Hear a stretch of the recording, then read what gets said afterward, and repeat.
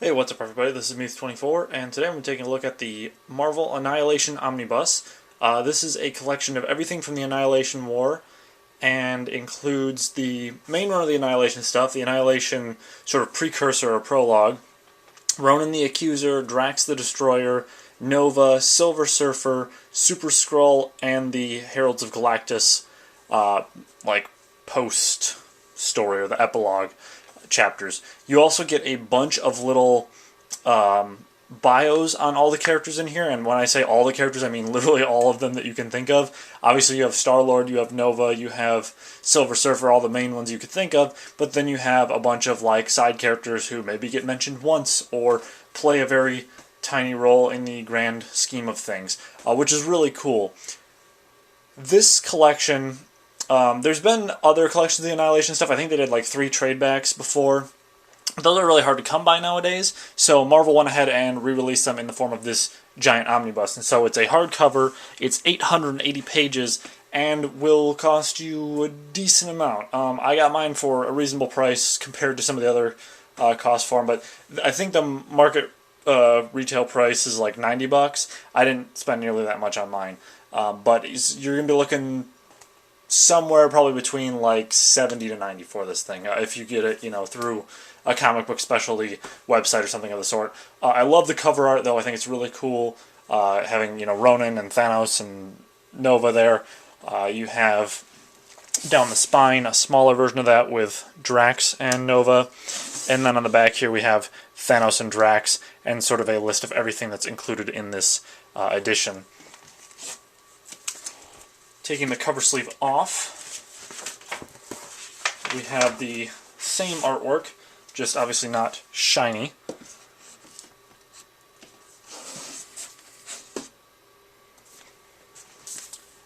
And then taking a look inside, we have some really cool artwork for sort of the Annihilation overview there. A bunch of the characters, you got Moondragon, you got Drax, you got Nova, Annihilus himself there on the front. Sort of a highlight of the 4 main side stories there. And then we start off with Drax's story, and this all goes in chronological order, so you'll have everything following the story as it's supposed to, which is quite nice. The thing that's interesting about this is that there's a little bit of a different art style for each story. And I mentioned in one of the Guardians of the Galaxy comics I reviewed where I wasn't a huge fan of them switching up the art style so drastically. Here it's just subtle enough that it's welcome that you get this variety in the art style, but it's not so drastic that it's sort of a jarring jump from one thing to the next. So here's a little panel of the beginning of the Annihilation War here. I believe this is the prologue stuff. Yep, that's the prologue. Then we have the Nova storyline with Richard Rider gaining his powers, or rather having them souped up, not gaining them, but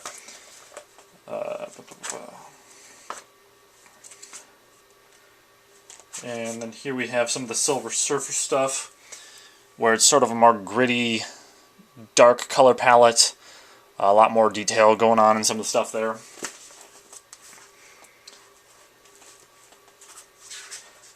Here we have Ronan. Here we have Ronan the Accuser's issues, which have a really weird art style, but I kind of like it.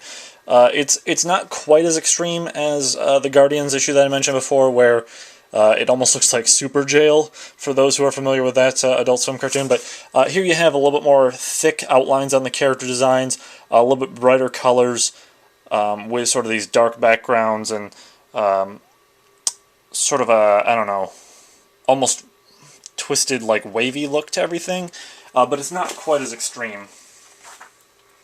And I really like it just because it's so weird and different.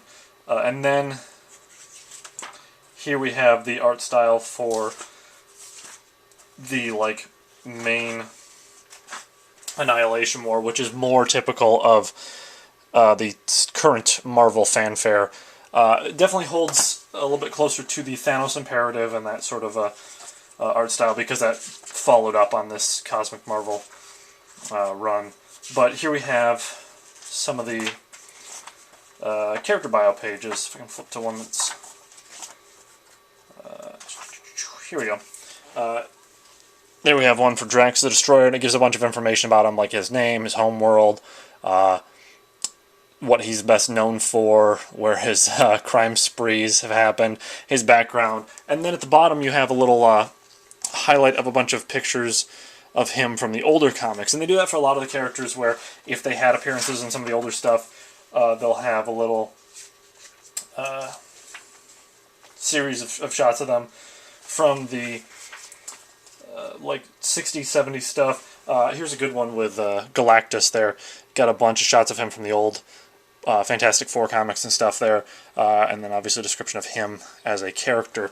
And it's kind of interesting because Galactus isn't in a huge portion of the story. He's important to it, but he doesn't really come into play until like the second half, really. But he's very talkative in this, which is weird. I've never seen him, at least in the comics that I've read, be quite as chatty as he was. But there's parts where he'll just like monologue for a good 5 to 6 pages straight, which is interesting. Or he'll hold a conversation with Silver Surfer or something like that. But it's weird to see him so chatty compared to how he is in some of the other stuff. And then obviously here we have a little bio page for Silver Surfer again with some of the older artwork down there. But this collection is really cool. It's one of those things where I was kind of on the fence about it, but I realized if I didn't get it now, the chances of me getting it later were probably kind of slim. So I figured I'd go ahead and pick it up and just have it for the sake of being such a fan of the Cosmic Marvel stuff recently. And I'm really hoping that at some point they do a collection of the Marvel Annihilation Conquest stuff, which follows up after this and basically features Ultron going into space. And I think that's a really cool idea. I know the basics of Annihilation Conquest, but I don't know enough about it to, really know the larger story, and so that's why I want a collection of it. And again, that one's sort of hard to come by nowadays in the older print version.